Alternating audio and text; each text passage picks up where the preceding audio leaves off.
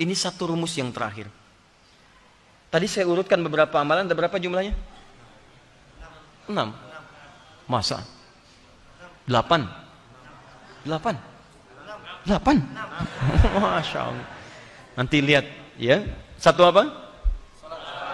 2 qiraat Al-Quran. 3 tilawah Al-Quran. 4 hafalan Al-Quran. 5 infak. 6 sedekah. 7 muhasabah. 8 dzikir. 6 atau 8? Sekarang yang terakhir. Yang terakhir ini yang paling dahsyat. Kalau antum kerjakan satu amalan ini, maka 8 amalan tadi akan ikut seketika. Satu amalan ini. Saya ulang, antum kerjakan satu amalan ini, dan ini adalah penutup dari kajian kita. Antum kerjakan satu amalan ini, maka seluruh amalan yang tadi akan ikut serta di dalamnya. Dan amalan inilah yang disebutkan dalam hadis riwayat An-Nasa'i, Nabi seringkali mendawamkannya. Kana Rasulullah sallallahu alaihi wasallam yasumu tis'an min Dzulhijjah. Adalah Rasulullah sallallahu alaihi wasallam terbiasa menunaikan puasa 9 hari pertama di bulan Dzulhijjah, dan di antara 9 ini ada satu yang spesial nanti. Nah, rumus pertama, kalau antum ingin gabungkan semua amalan tadi, maka coba maksimalkan puasa tanggal 1 sampai dengan 9-nya. Memperbanyak sifatnya. Ini bukan wajib, ini sunnah saja. Tapi nilainya bisa banyak. 1 sampai dengan 9, perbanyak. Ya. 1 banyak tidak? Halo? 1 banyak tidak? Bisa banyak bagi orang yang tidak pernah puasa. Bisa banyak. Tapi bagi yang terbiasa puasa, tambah 2, tambah 3, tambah 4, tambah 5, sampai dengan 9. Perbanyak puasa.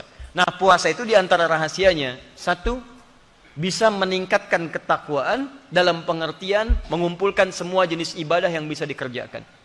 Saya sering sampaikan pada Anda, orang puasa itu jangankan sholat fardu, sholat sunnah dikejar-kejar.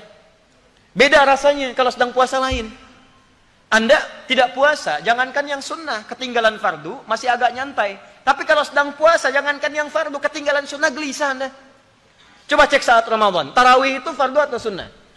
Sunnah, tapi kalau Anda belum tarawih, nggak bisa tidur malam. Malam mimpinya dikejar-kejar. Astagfirullah, kenapa Pak dikejar-kejar? Sama siapa? Tarawih. Bangun Anda. Padahal sunnah hukumnya. Rawatib juga begitu. Baca Quran, silakan cek antara puasa dengan tidak puasa lain. Anda tidak puasa, belum tentu ada getaran. Al-Quran bisa dibaca, Al-Quran belum tentu. Tapi saat Anda puasa, Al-Quran bisa menjauh, Al-Quran bisa dekat dengan Anda. Infak. Saat tidak puasa, yang dekat bahkan kasat mata di depan belum tentu diberi. Pak Prit, sama kayak kemarin ya. Kemarin sama, nggak ngasih, jalan. Baik. Tapi saat puasa, yang nggak kelihatan mata, Anda bisa data. Bukankah saat Ramadan kemarin data fakirnya berapa? Miskinnya berapa? Dan sekuat tenaga Anda bagikan itu, berangkat sana, berangkat sini.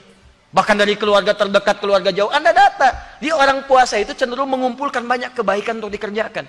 Dan hebatnya yang kedua, dia akan menahan maksiat. Silahkan cek orang puasa. Pada saat dia puasa, dia akan tahan dirinya untuk tidak berbuat maksiat. Pemarah itu bisa menahan marah saat puasa. Orang yang dusta bisa tidak berdusta saat puasa. Silahkan cek. Sekarang jadwal buka jam 6, setengah 6 dia dimaki-maki. Ya udah, wah, habis tuh satu buku dibaki-maki. Bisa tahan dia. Kenapa nggak dibalas? Habis maghrib, ntar. Habis maghrib. Begitu maghrib lupa dia. Ya. Nah, jadi itu tertahan teman-teman. Minimal takut batal puasanya. Takut batal.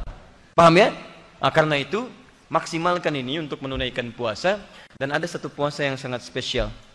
Jika Anda kerjakan itu, maka Anda berpeluang mendapatkan status seperti orang yang menunaikan haji di tanah suci. Ada identik dengan itu. Ada kesamaan dalam sikap, sekalipun Anda tidak berhaji. Hanya perbedaannya barangkali kumpulan pahala yang lain, seperti sholat di Masjidil Haram, sholat di Masjid Nabi, zikir-zikir di tanah suci, ketenangan hati. Tapi ada hal yang sangat menarik. Ketika Anda mengerjakan benar puasa ini, dan besoknya dilakukan seperti orang melontar jumrah di Jamarat, hebatnya kalimatnya sama dengan orang yang melontar jumrah di sana. Begitu melontar kalimatnya A, saat di sini dikerjakan kalimatnya pun A. Dan ini hanya dikerjakan oleh kalangan yang spesial saja. Tapi spesial ini bukan ingin mengkhususkan seseorang, tapi ingin menyentuh setiap orang untuk menjadi bagian dari orang-orang spesial itu. Nah, apakah puasa itu? Inilah teman-teman sekalian yang akan kita bahas di pertemuan yang akan datang. Ya, persis dengan turunannya. Saya akan langsung contohkan di kitabnya. Ini nanti saya akan bawa lagi pekan depan. Ini kitab Sahih Muslim. Ya, ini nanti ada di halaman 153, jilid yang ke-7, ya, posisi paling kanan sebelah atas. Tapi saya bawa ini, karena kadang-kadang kalau saya bacakan, kadang orang nggak percaya. Katanya di kitab hadis, katanya di toko ini, kok kami beli tidak sama isinya? Mungkin anda yang tidak bisa baca hadisnya.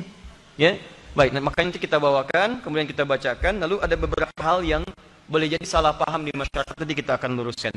Ya, sebagai contoh misalnya, ini ada bahasa Indonesianya. Ya, ini di copy dan tersebar. Ya, saya tutup saja seperti ini. Ini bahasa Indonesia, ya, teman-teman sekalian. Di sini, ini terjemahan dari bab yang di sini. Cuma cara menerjemahkannya salah, keliru, dan cenderung menyebar di masyarakat. Ya, penulisnya tidak seperti itu. Penulisnya benar, karena penulisnya nggak bisa bahasa Indonesia. Penulisnya orang Arab. Cuman ketika diterjemahkan salah terjemah. Ketika salah terjemah salah amalan, dan itu sangat berbahaya. Apa salah amalannya? Pekan depan. Ya, di antaranya. Ini hadisnya di sini. Kemudian pekan depan pun kita akan rinci amalan spesial di hari ke-10 bulan Dzulhijjah. Nanti ada amalan-amalan yang agak mirip dengan Syawal tapi ada perbedaan spesifik. Ya, misal bagaimana caranya saat bangun tidur masuk kemudian ke tempat salat. Apakah boleh makan dulu atau misalnya tahan lapar dulu? Bagaimana cara menunaikan Idul Adha, seperti apa gambaran yang baiknya? Bagaimana cara menyembelih, hewan apa yang harus disembelih dan seterusnya, kita akan bahas di pertemuan yang berikutnya. Cuma barangkali ini kami kumpulkan di sini. Ini bukunya ringkas, padat, tapi insya Allah isinya bermanfaat.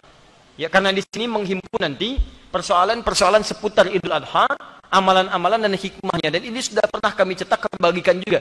Ya, kami bagikan gratis bahkan untuk didapatkan. Tapi saya mohon maaf, ini karena saya baru teringat dan kami akan menunaikan ibadah haji, jadi belum ada kesempatan untuk mencetak sekarang.